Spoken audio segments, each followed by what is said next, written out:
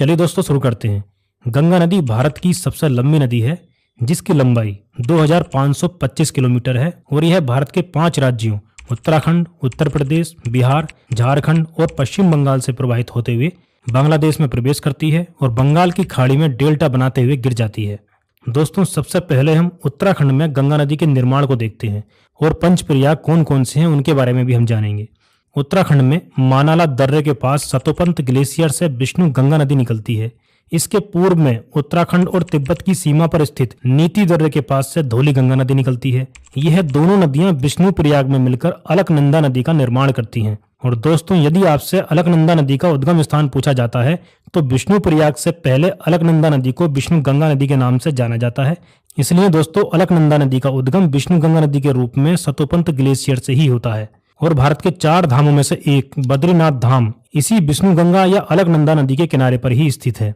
अलकनंदा नदी जब विष्णु प्रयाग से आगे फ्लो होकर नंद प्रयाग में पहुंचती है तो त्रिशूल पर्वत के पास स्थित नंदा घुंगटी से निकलने वाली नंदाकिनी नदी अलकनंदा नदी से आकर मिलती है।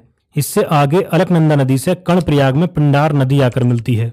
यहाँ से अलकनंदा नदी आगे फ्लो होकर रुद्रप्रयाग में पहुंचती है तो केदारनाथ के पास से निकलने वाली मंदाकिनी नदी इससे आकर मिलती है। यहाँ से और आगे फ्लो होने पर अलकनंदा नदी देवप्रयाग में पहुंचती है तो गोमुख के पास गंगोत्री ग्लेशियर से निकलने वाली भागीरथी नदी अलकनंदा नदी से मिलकर गंगा नदी का निर्माण करती है। गंगा नदी का निर्माण करने वाला यह देवप्रयाग 5 प्रयागों में से सबसे अंतिम प्रयाग है।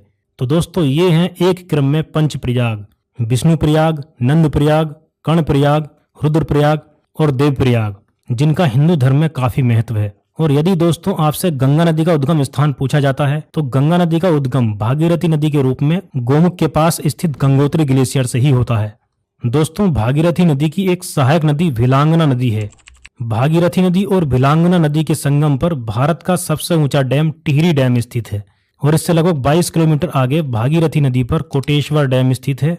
ये दोनों डैम आपको याद रखने हैं कि टिहरी डैम और कोटेश्वर डैम भागीरथी नदी पर स्थित हैं। इसके बाद हरिद्वार से गंगा नदी मैदानी क्षेत्र में प्रवेश करती है और उत्तर प्रदेश में बिजनौर जिले से प्रवेश करती है। यहाँ उत्तर प्रदेश में गंगा नदी के किनारे पर उत्तर प्रदेश का सबसे बड़ा वन्यजीव अभ्यारण्य हस्तिनापुर वन्यजीव अभ्यारण्य स्थित है। यहाँ से आगे निकलकर कन्नौज के पास गंगा नदी की बाईं ओर से राम गंगा नदी आकर मिलती है। दोस्तों राम गंगा नदी का उद्गम उत्तराखंड राज्य में दूधाटोली पहाड़ी से होता है। यहाँ से निकलने के बाद उत्तराखंड के जिम कॉर्बेट नेशनल पार्क से होकर बहती है। दोस्तों Jim Corbett national park Bharat का सबसे पुराना नेशनल पार्क है जिसकी स्थापना 1936 में हेली नेशनल पार्क के रूप में की गई थी। यहाँ से निकलने के बाद उत्तर प्रदेश में बिजनौर जिले से मैदानी भाग में प्रवेश करती है और कन्नौज के पास जाकर गंगा नदी से मिल जाती है। गंगा नदी जब यहाँ से आगे बहती है तो इस नदी के किनारे पर ही कानपुर नगर बसा हुआ है। आगे जाकर प्रयागराज में गंगा नदी के दाईं ओर से या दक्षिण से इसकी सबसे बड़ी सहायक नदी यमुना नदी आकर मिलती है। दोस्तों अब हम पहले यमुना नदी और यमुना की सहायक नदियां टोंस, चंबल, सिंध, बेतवा और केन के बारे में देखते हैं।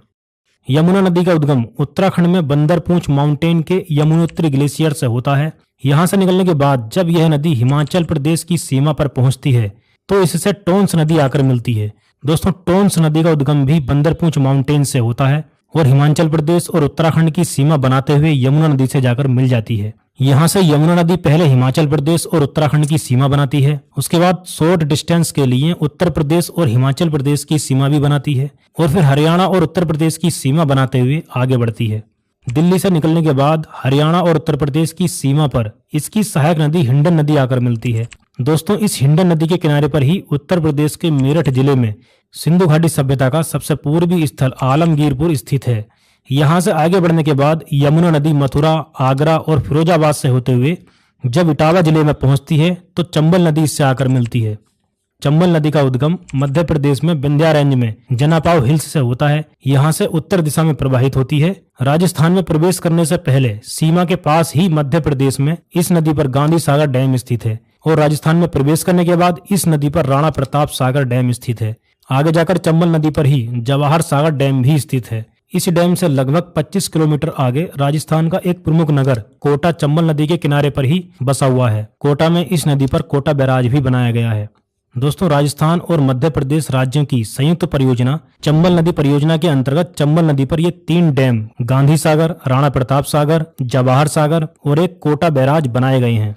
दोस्तों इसके बाद विंध्य रेंज से निकलने वाली काली सिंध और पार्वती नदी उत्तर दिशा में प्रवाहित होते हुए चंबल नदी से आकर मिलती है। इससे आगे राजस्थान में अरावली पर्वत से निकलने वाली बनास नदी राजस्थान और मध्य प्रदेश की सीमा पर चंबल नदी से आकर मिलती है। इसके बाद चंबल नदी मध्य प्रदेश और राजस्थान की सीमा बनाते हुए उत्तर पूर्व दिशा में प्रवाहित होती हुई आगे बढ़ती है। आगे जाकर शॉर्ट डिस्टेंस के लिए उत्तर प्रदेश और मध्य प्रदेश राज्यों की सीमा भी बनाती है। उसके बाद पूरी तरह से उत्तर प्रदेश में प्रवेश करके चंबल नदी यूपी के इटावा जिले में यमुना नदी से मिल जाती है। उसके बाद मध्य प्रदेश में मालवा के पठार से सिंध नदी निकलने के बाद उत्तर प्रदेश में जाकर यमुना नदी से मिल जाती है। इसके बाद विंध्या रेंज से बेतवा नदी निकलती है और उत्तर दिशा में प्रवाहित होते हुए जब यह नदी मध्य प्रदेश और उत्तर प्रदेश की सीमा बनाती है तो इस नदी पर राजघाट डैम और माता टीला डैम बनाए गए हैं। बेतवा नदी उत्तर प्रदेश में प्रवेश करने के बाद हमीरपुर सिटी के पास यमुना नदी से जाकर मिल जाती है। दोस्तों बेतवा नदी के किनारे पर मध्य प्रदेश में 2 फेमस वर्ल्ड हेरिटेज साइट्स भी मौजूद हैं, भीमबेटका रॉक शेल्टर्स और सांची बौद्ध स्तूप। इसके बाद केन नदी विंध्या रेंज से निकलने के बाद मध्य प्रदेश और उत्तर प्रदेश की सीमा भी बनाती है और फिर उत्तर प्रदेश में प्रवेश करने के बाद बांदा से होते हुए यमुना नदी में जाकर मिल जाती है और फाइनली यमुना नदी गंगा नदी में जाकर मिल जाती है। दोस्तों गंगा और यमुना के संगम के बाद प्रयागराज जिले में ही गंगा नदी की दाईं ओर से एक सहायक नदी टोंस नदी आकर मिलती है, जिसको तमसा या तमस के नाम से भी जाना जाता है। दोस्तों टोंस नाम की 2 नदियां हैं, एक उत्तराखंड में यमुना की सहायक टोंस नदी जिसको हम पहले देख चुके हैं और एक ये है जो गंगा नदी की सहायक नदी है। इसके बाद गंगा नदी जब यहाँ से आगे बढ़ती है तो मिर्जापुर और वाराणसी नगर इस नदी के किनारे पर ही आते हैं। जब यह नदी यहाँ से आगे निकलती है तो गंगा नदी के बाईं ओर से गोमती नदी आकर मिलती है। गोमती नदी का उद्गम उत्तर प्रदेश के पीलीभीत जिले की फुलहर झील से होता है। उत्तर प्रदेश की राजधानी लखनऊ, सुल्तानपुर और जौनपुर नगर गोमती नदी के किनारे पर ही स्थित हैं। आगे जाकर यह नदी गाजीपुर जिले में कैथी नामक स्थान पर गंगा नदी में मिल जाती है। यहाँ से गंगा नदी जब पूर्व की ओर प्रवाहित होती है तो इसी नदी के किनारे पर गाजीपुर नगर भी स्थित है। दोस्तों शायद आप जानते भी होंगे कि इसी गाजीपुर शहर में गवर्नर जनरल लॉर्ड कॉर्नवालिस की समाधि भी स्थित है। परीक्षा में पूछा जाता है तो आपको ये भी याद रखना है।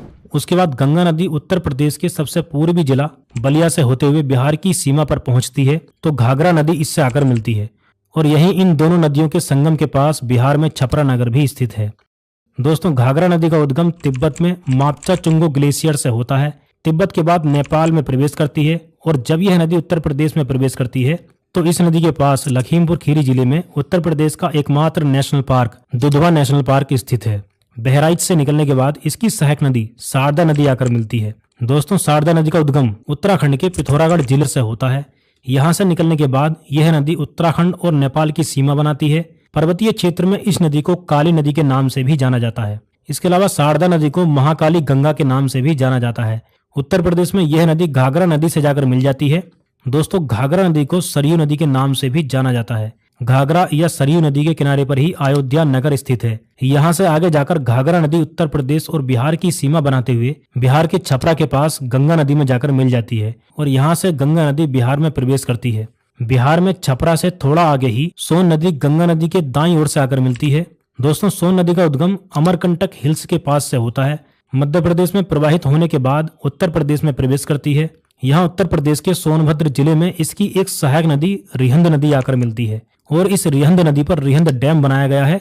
रिहंद डैम से उत्तर प्रदेश, मध्य प्रदेश, छत्तीसगढ़ और झारखंड के एक बड़े भूभाग में सिंचाई की सुविधाओं का विस्तार हुआ है। उत्तर प्रदेश के बाद सोन नदी झारखंड और बिहार की सीमा बनाते हुए आगे बढ़ती है और फिर बिहार में प्रवेश करने के बाद छपरा से आगे गंगा नदी में मिल जाती है।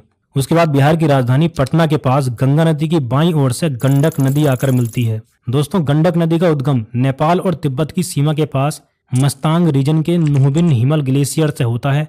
गंडक नदी को नारायणी के नाम से भी जाना जाता है।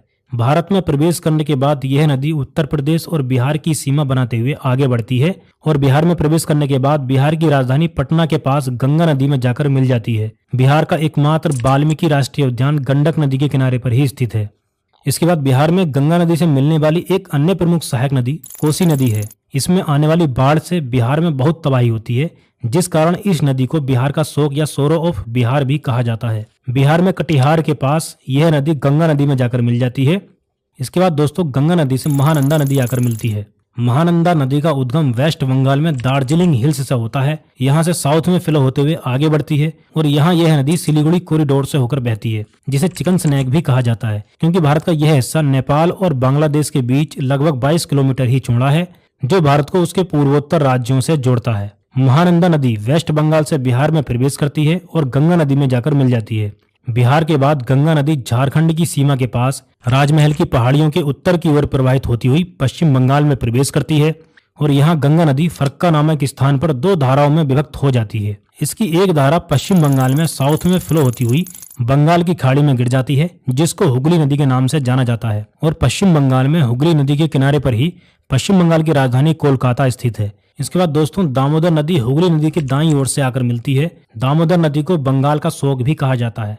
इसके बाद हुगली नदी में जहां इसकी सहायक नदी हल्दी नदी आकर मिलती है, हल्दिया बंदरगाह स्थित है, जिसे डायमंड हार्बर के नाम से भी जाना जाता है। इसके अलावा दोस्तों गंगा नदी की जो धारा बांग्लादेश में जाती है, उसे बांग्लादेश में जाने से पहले पश्चिम बंगाल राज्य में फिर से भागीरथी नदी के नाम से जाना जाता है। बांग्लादेश में प्रवेश करने के बाद गंगा नदी को पद्मा के नाम से जाना जाता है। बांग्लादेश में ही पद्मा नदी से जमुना नदी आकर मिलती है। दोस्तों ब्रह्मपुत्र नदी को ही बांग्लादेश में जमुना के नाम से जाना जाता है।